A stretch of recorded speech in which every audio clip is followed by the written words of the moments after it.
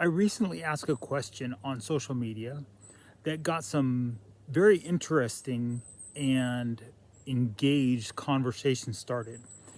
And the themes that I heard had a interesting parallel in that I knew in advance which people had prior military experience and which ones didn't, and the interpretation of the question was definitely framed by those two portions of the audience.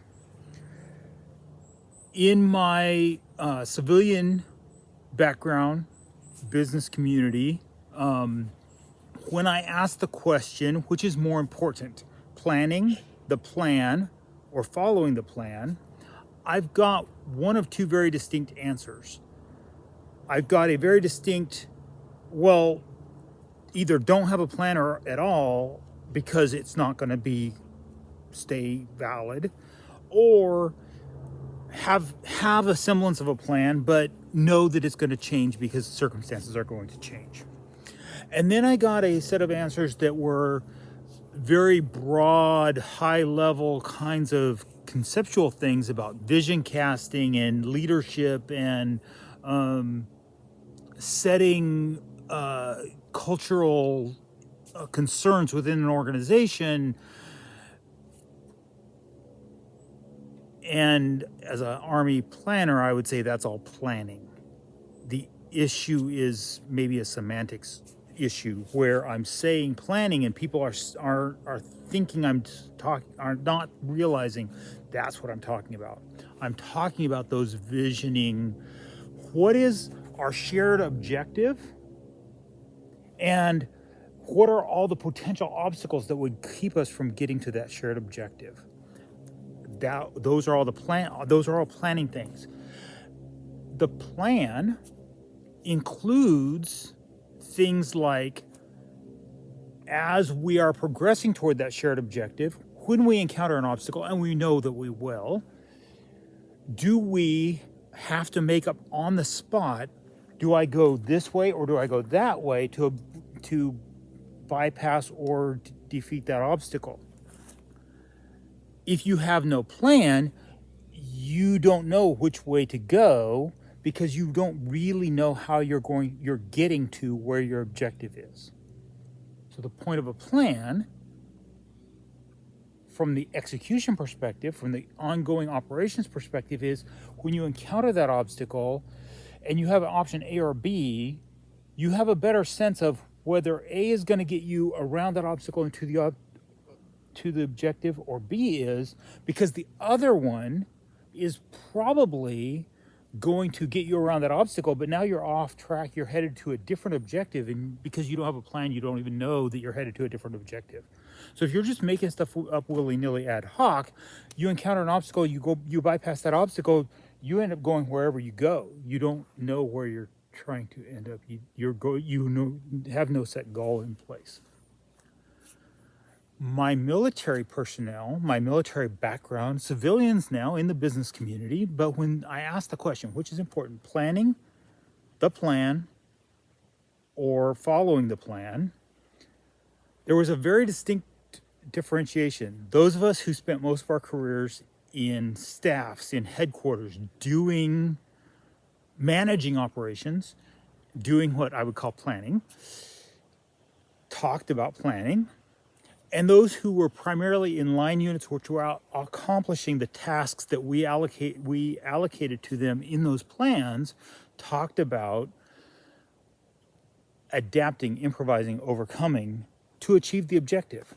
Because what we had painted in the plan was, what is the shared objective? What are the anticipated obstacles along the path?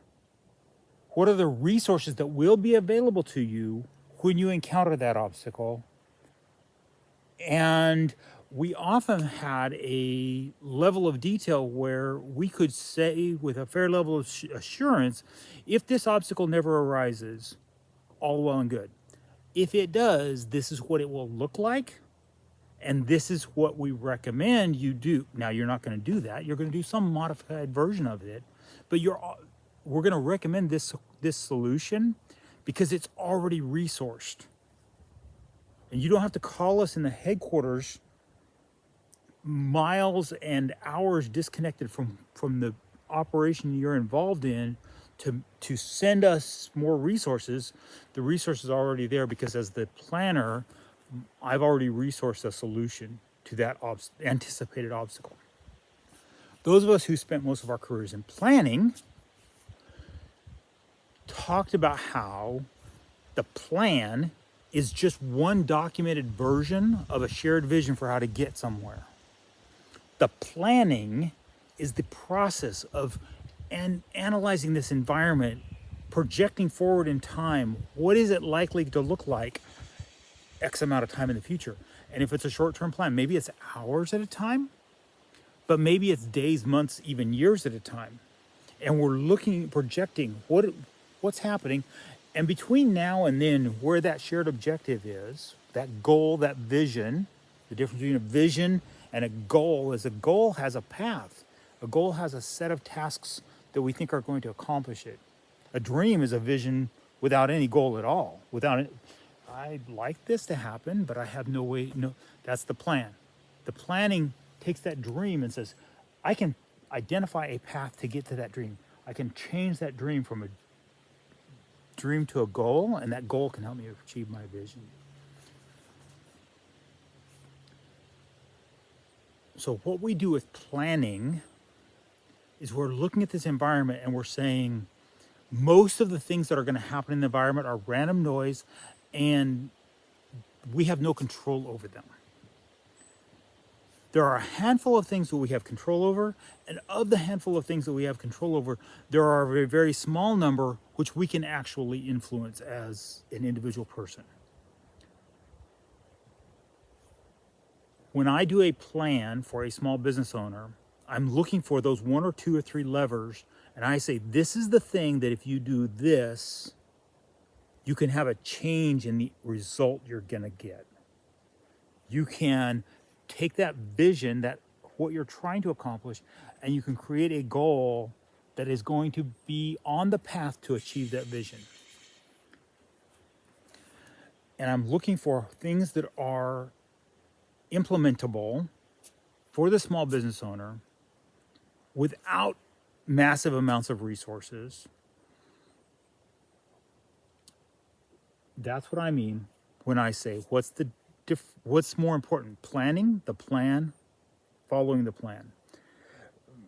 Yes, you have to have a plan. The plan, if it's written well, is flexible enough that you stay on the plan even as you adapt to the actual changing circumstances. The plan is just a documented shared vision. Planning is the process of assessing that environment and identifying where your vision fits in that environment and the steps along the path to get to a goal that accomplishes that vision. I'm Keith. I'm the bald guy. I make marketing plans for small business owners and nonprofit directors.